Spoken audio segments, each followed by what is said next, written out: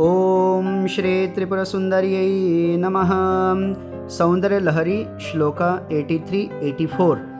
पराजेतुं रुद्रं द्विगुणशरगर्भौ गिरिसुते निषङ्गौ जङ्घेते विषमविशिखो बाढमकृत यदग्रे दृश्यन्ते दशशरफला पादयुगली नखाग्रच्छद्मानः सुरमुकुटशाणैकनिशिताः श्रुतीनां मूर्धानो दधति तव यौ शेखरतया ममाप्येतो मातः शिरसि दयया धेहि चरणौ ययोः पाद्यं पाथः पशुपतिजटाजूटतटिनी ययोर्लाक्षा लक्ष्मीररुण हरिचूडामणिरुचिः।